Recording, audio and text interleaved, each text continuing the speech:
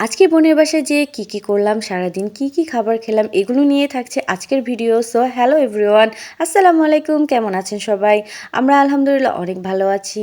আজকে সকালে ঘুম থেকে উঠে সকালের খাবার খেয়ে রেডি হয়ে আমরা আমার বোনের বাসায় চলে গিয়েছিলাম, সারাদিন ওখানেই থাকবো। সো রেডি হয়ে বের হওয়ার পরে গেটের সামনে একটা কুকুর দেখে সাউদা আর হাঁটতেই চাচ্ছিল না, তো অনেক বুঝিয়ে ওকে সামনের দিকে নিয়ে আসলাম। তারপর আমরা অটোর জন্য এখানে ওয়েট করতেছিলাম। আর আজকে রোদটা দেখছেন কত সুন্দর না? শীতের সকালে এরকম রোদ দেখলে কিন্তু মনটাই ভরে যায়, তাই না? তারপরে আমরা অটোতে উঠে পড়লাম। আমাদের বাসা থেকে আপুর বাসায় যেতে 30 মিনিটের মতো সময় লাগে, খুব একটা দূরে না। তারপরেও অনেক দিন পরে যাওয়া হয়, সংসারের কাজে ব্যস্ত থাকি। আর সাদামণি খুবই বিরক্ত করতেছিল যে ও খালামণির বাসায় যাবে, আর আমারও যেতে ইচ্ছা করতেছিল, কারণ বেশ অনেক দিন হলো আপুর সাথে আমার দেখা হয় না, অনেক কথা জমিয়ে আছে, আর গেলে মনটা ভালো হবে। তার জন্য সাদর আবু বললো, ঠিক আছে তাহলে চলো, আজকে যেহেতু ছুটি আছে তাহলে যে সারাটা দিন ওখানে কাটিয়ে আসি, তোমাদেরও মনটা ভালো হয়ে যাবে। এই তো কথা বলতে বলতে আপুর বাসায় চলে আসছি।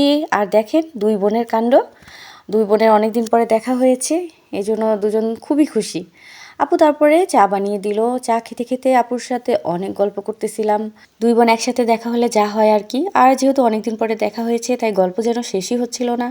তারপরে আপু রান্নাঘরে এসে দেখি আপু রান্না করতেছে। আপু বিরিয়ানি রান্না করতেছে, চিকেন বিরিয়ানি।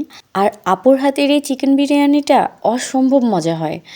মানে আমার এত পছন্দের, কেন জানি আমি রান্না করলে না এতটা মজা লাগে না, আপু রান্না করলে খুব বেশি মজা হয়।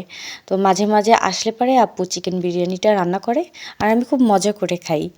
তো আপু রান্না দেখতে দেখতে আমি বাহিরে আসলাম, ওর বাগানে এসে ওর গাছগুলো দেখতেছিলাম। এখানে একটা হচ্ছে মরিচ গাছ ছিল, যেখানে অনেকগুলো মরিচ ধরে আছে কিন্তু একটাও পাতা নেই। আর এটা নিয়ে আমি অনেক হাসতেছিলাম, আপুকে বলতেছিলাম কি ব্যাপার, একটাও পাতা নেই কিন্তু ভালোই তো মরিচ ধরে আছে। আর এই যে ফুলটা দেখতে পারতেছেন, এটার নাম আমার মনে আসতেছিল না, আপনারা যদি কেউ এই ফুলের নাম জেনে থাকেন তো আমাকে অবশ্যই জানাবেন। আপুর বাগানটা ঘুরে দেখার পরে আমি আবার রান্নাঘরে চলে গেলাম, আর এসে দেখি আপুর বিরিয়ানি রান্নাটা কমপ্লিট হয়ে গেছে। আর দেখতে দেখেন কত সুন্দর লাগতেছে, আমার তো এখন আবার খেতে ইচ্ছা করতেছে। তো যাই হোক, বাবুদেরকে খাবার খাওয়িয়ে আমরা সবাই মিলে দুপুরের খাবারটা খেয়ে নিচ্ছিলাম। আর হ্যাঁ, বিরিয়ানিটা কিন্তু অসম্ভব মজা হয়েছিল। তারপরে সন্ধ্যার দিকে আপু পিঠা বানিয়েছিল আর সাথে করেছিল সরিষা ভর্তা, তো এটাও খেয়ে নিলাম। আর সাথে হ্যাঁ অবশ্যই কিন্তু চা থাকবে, চা ছাড়া কিন্তু কোনো কিছু জমে না। এখন প্রায় রাত 11টা, আর আমরা রাতের খাবার খেয়ে বাসার উদ্দেশ্যে রওনা হয়ে গেছি। এরই মাঝে বাবু অনেক কান্নাকাটি করতেছিল চকলেট খাবে বলে, তো ওর বাবা অটো থামিয়ে যেয়ে চকলেট এনে দেয়, তারপরে তার কান্না থামে।